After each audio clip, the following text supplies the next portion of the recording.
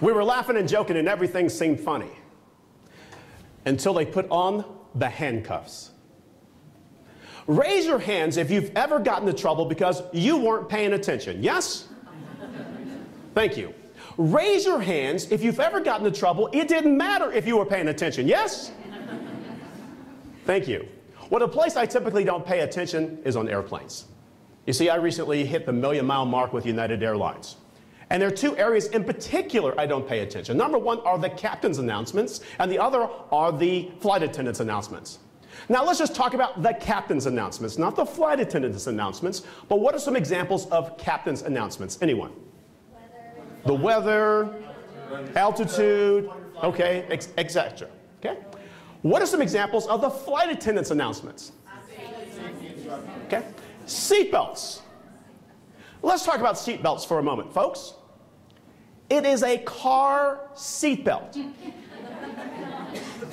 If you can't figure out how to use a car seatbelt, good luck with that oxygen mask.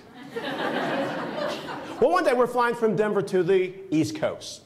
There's a murder mystery whodunit. And just at that critical time, when we're about to figure out who done it, ladies and gentlemen, this is your captain speaking. I'm going, no! Is she not watching the movie? I'm so upset. I rip off my headphones and I attempt to lip read to see who did it. And with the help of my other passengers, we figured out who done it. The movie's over. I decided to go to the restroom.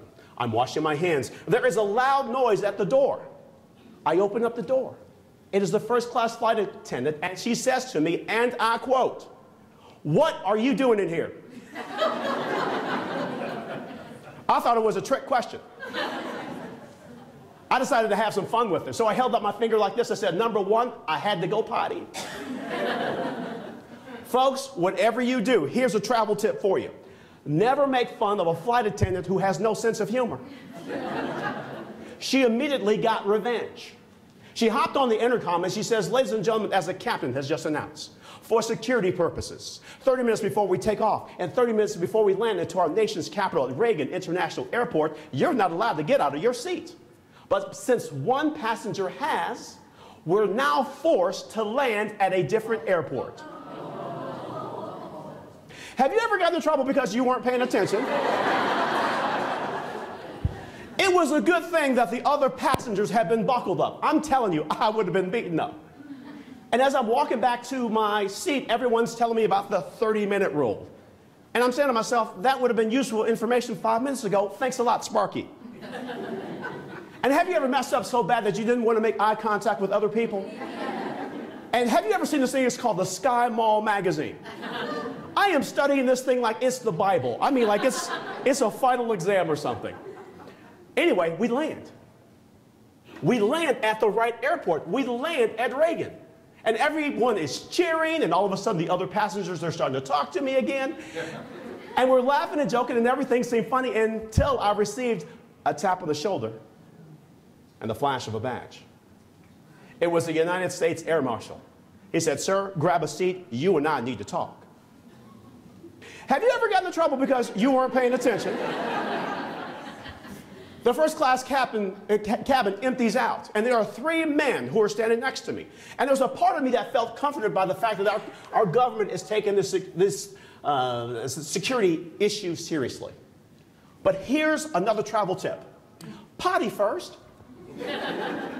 Well, as it turns out, there weren't 3 air marshals, there were only 2. The first air marshal, let's call him Officer Friendly. He was 6'5", and he was friendly. The second air marshal, he was about 6 foot tall. He had on black pants, black leather jacket. He had a cell phone permanently attached to his ear, and he was strictly business. The third man turned out to be another passenger just like myself. Let's call him Ordinary Joe. He was about my height, weighed 175 pounds, and he too had gotten out of his seat.